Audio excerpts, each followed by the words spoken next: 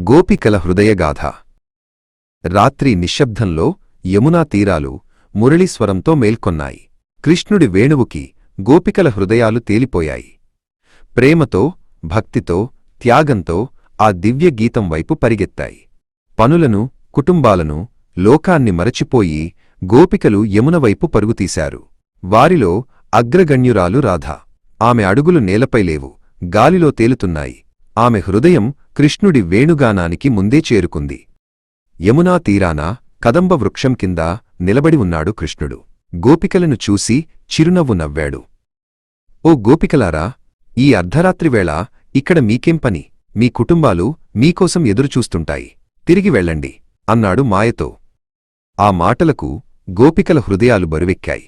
లలిత ముందుకు వచ్చి, కృష్ణా, నువ్వే మా సర్వస్వం. నిన్ను వదిలి మేమెక్కడికి వెళ్లగలం? మా పాదాలు నీవైపే నడుస్తాయి, మా మనసులు నీ చుట్టూనే తిరుగుతాయి అంది కన్నీళ్లతో. రాధ ఏమీ మాట్లాడలేదు. ఆమె కళ్ళు కృష్ణుడి కళ్లతో కలిశాయి. మాటలు అవసరం లేని సంభాషణది. ఆమె ప్రేమ, ఆమె త్యాగం, ఆమె భక్తి అంతా ఆ చూపులోనే వ్యక్తమైంది. కృష్ణుడు ఆమె నిశ్శబ్ద ప్రేమకు తలవంచాడు. గోపికల అచంచలమైన భక్తికి కృష్ణుడి హృదయం కరిగింది. ఆయన తన మాయతో అనేక రూపాలు ధరించాడు. ప్రతి ఇద్దరు గోపికల మధ్య ఒక కృష్ణుడు వెలిశాడు. ప్రతి గోపిక తనతోనే కృష్ణుడు ఉన్నాడని భావించింది. ఆ అద్భుత దృశ్యంతో రాసలీల ప్రారంభమైంది. అది కేవలం నాట్యం కాదు, ఆత్మల కలయిక. వారి పాదాల కదలికలో విశ్వం కదిలింది. వారి చేతుల కలయికలో సృష్టి పులకించింది. ప్రేమ దైవత్వమై, భక్తి సంగీతమై నర్తించింది.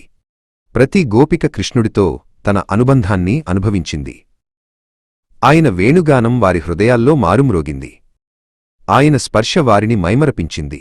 కాలం స్తంభించిపోయింది. ఆనందం తప్ప మరేమీ లేదు. ఆ నాట్యం చరమాంకానికి చేరుకుంది. గోపికల అహంకారం కరిగిపోయింది. నేను అనే భావన నశించి కృష్ణుడు మాత్రమే మిగిలాడు. ప్రతి ఆత్మ పరమాత్మలో లీనమైంది. ఆ క్షణం భూమి స్వర్గమైంది. హృదయాలు కలిసిన ఆ దివ్య నాట్యం శాశ్వత ఆనందానికి ప్రతీకగా నిలిచింది.